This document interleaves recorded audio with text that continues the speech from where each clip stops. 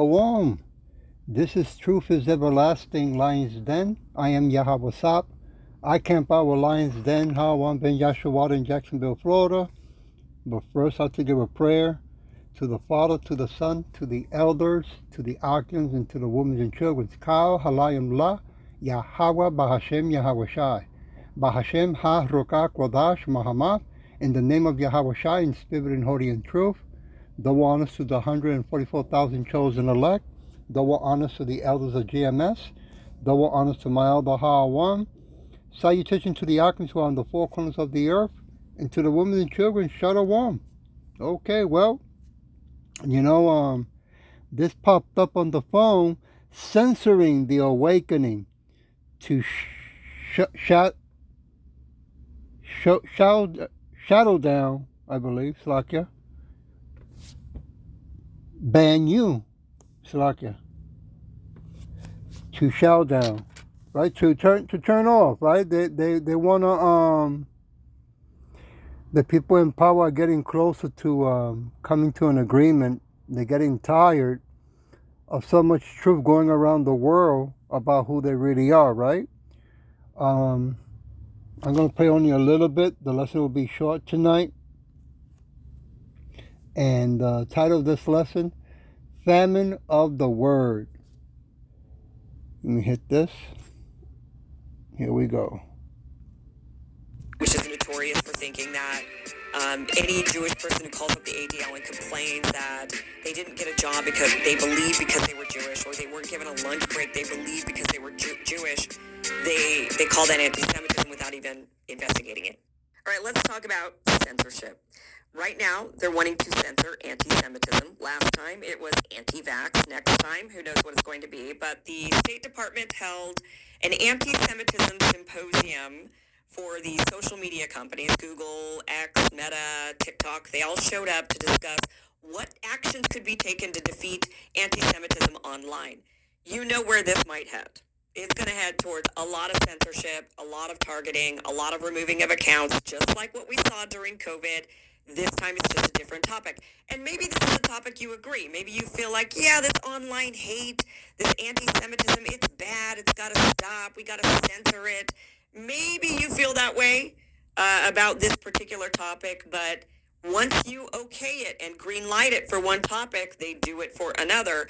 Luckily, when it came to COVID, what we've already seen is during COVID, they did a lot of censoring. We saw this with the Twitter files. We saw this with the Facebook files that were exposed, that there was a lot of government targeting of certain accounts, and they ended up taking those accounts down or removing their tweets or blacklisting them somehow or shadow banning them in other ways, right? We saw that with COVID, and that has resulted in a lawsuit against the federal government. Now, with anti-Semitism, the one thing that we might have on our side is, since the exposure from the Twitter files, they might be a little bit more hesitant to categorize certain speech so quickly, to go after it and say, yes, this is anti-Semitism. If you say, from the river to the sea, Palestinians should be free, or Palestine should be free. For 30 years, I am very consistent, and I'm saying something very simple. This conflict is not on the lack of a state of Palestinian, but the existence of a state, the Jewish state. Every area that we evacuate, we receive terrible terror against that. It happened in South Lebanon, in Gaza, and also Judea and Samaria, which we did it. And therefore, I clarify that in any other arrangement, in the future, the state of Israel have to control on the entire area from the river to the sea. The president addressed Netanyahu's use of the phrase "from the river to the sea" in their conversation today. I know the White House previously said that phrase is divisive. So I'm not aware that specific phrase was discussed. Do you condemn him using that phrase? There's a connotation with that phrase. We've talked about this before, but when you use the phrase "river to the sea," it speaks basically to the mantra of Hamas and in their manifesto, where they basically describe the geographic bounds of what they believe to be Palestine. And if you look at it on the map, if you go look at the four corners that they describe it, it's basically the state of Israel. They just don't believe it should exist. So again, it's not a phrase that we recommend using, given because of that context. But this wasn't Hamas. This was. I understand. I don't have anything more on that, and I certainly don't have anything more on the conversation to read out with respect to that. It's okay. Hey, how about when they called us black Hebrew Israelites? I mean, they're not talking about that, right? Let me play a little bit more. If you say from the river to the sea, Palestinians should be free, or Palestine should be free, or whatever it is you want to say, that's anti-Semitism. Could you provide for us a definition of anti-Semitism? Oh, Slovakia, give me a minute. You know how it is with YouTube. Give me a minute. There we go. Could you provide for us a definition of anti-Semitism?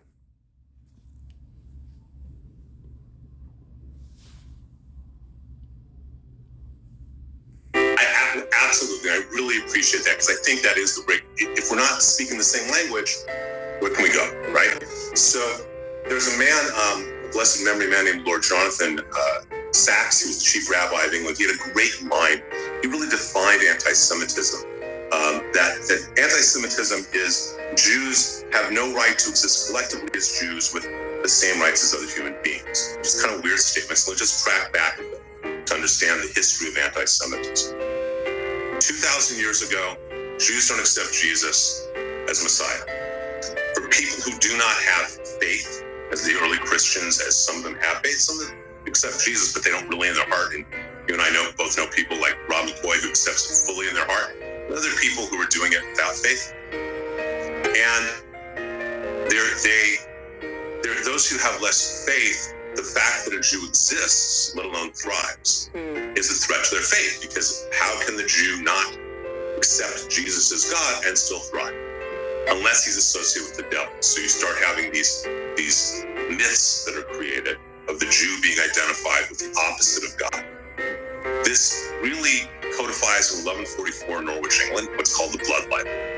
This is really important to understand, especially today in 2024. In 1144, a young boy is killed, and the local priest says that's because the Jews need to make their matzah with Christian blood.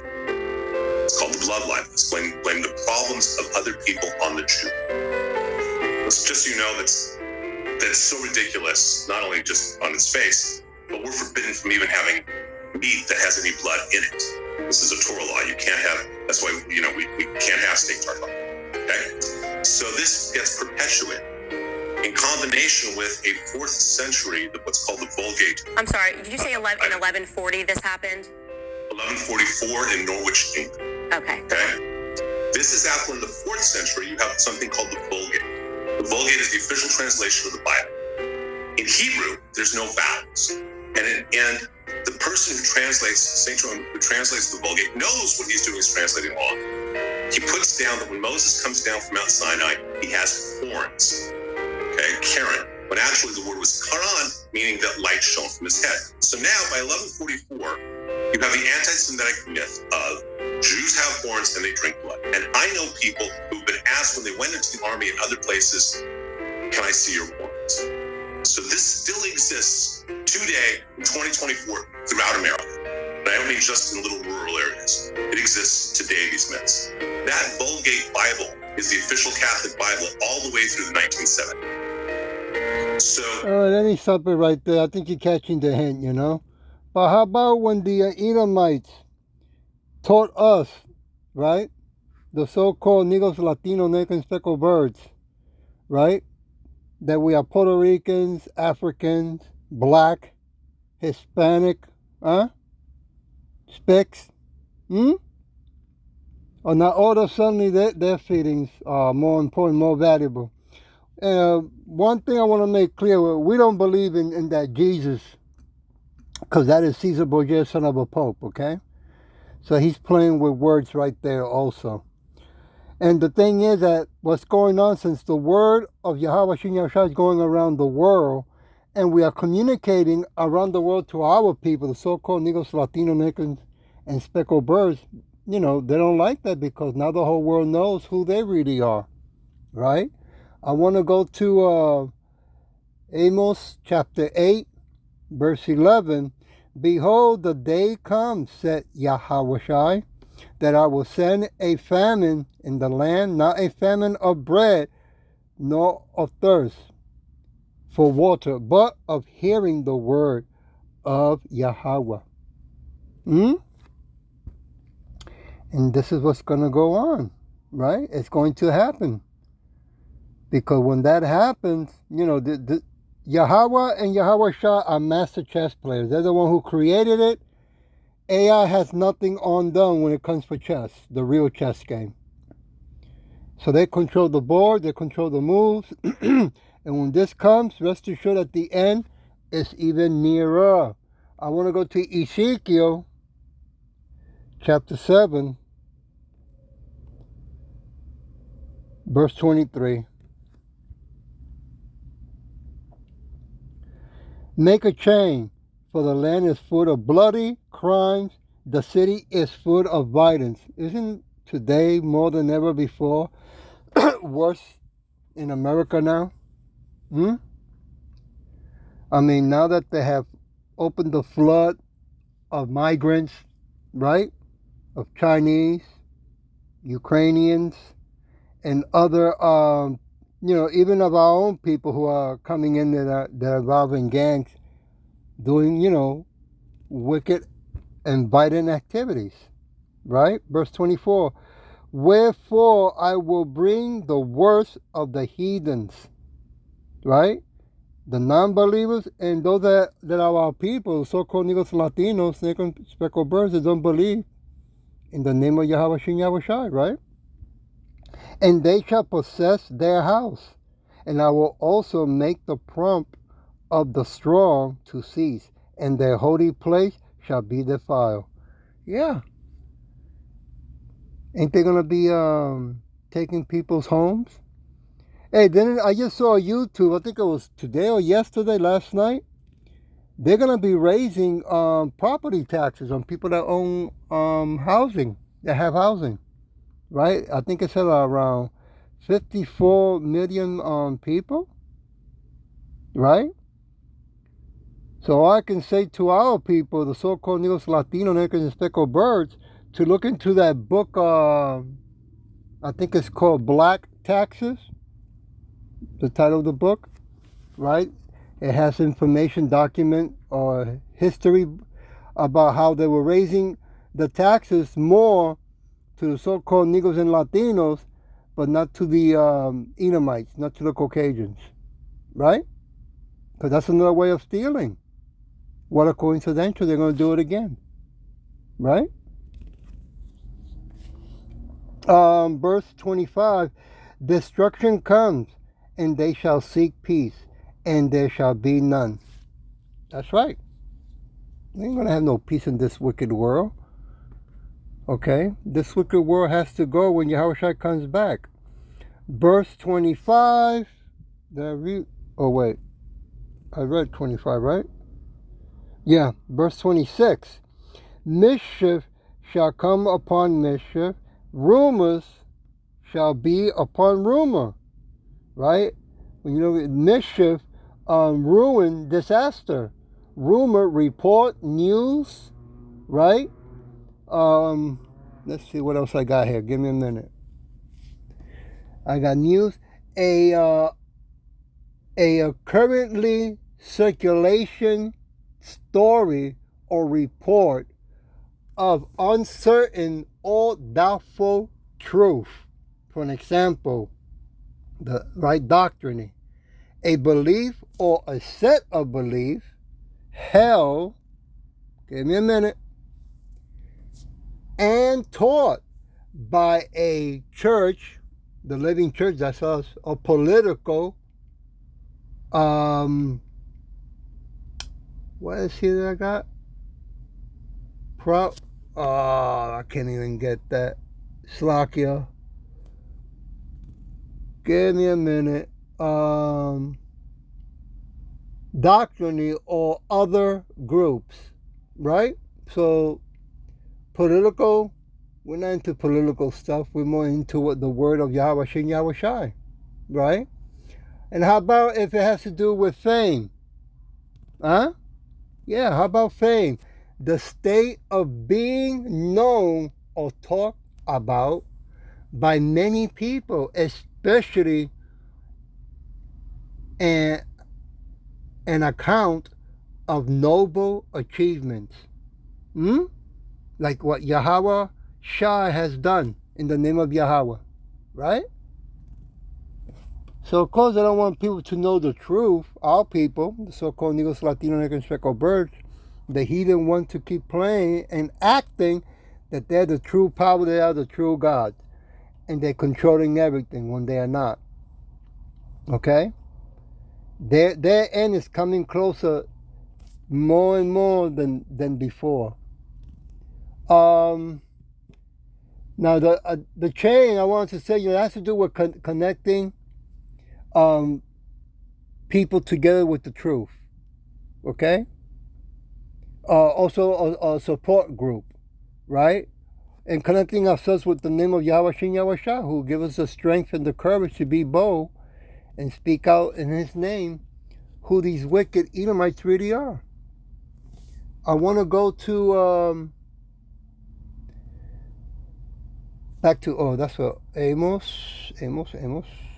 Back to chapter 8, verse 12. Give me a minute. And they shall wander from sea to sea, from north even to the east. They shall run and fro, to and fro, to seek the word of Yahweh, and shall not find it. That's right. Ain't gonna happen. Okay? Because when we were out in the highways and byways, our own people gave us the finger.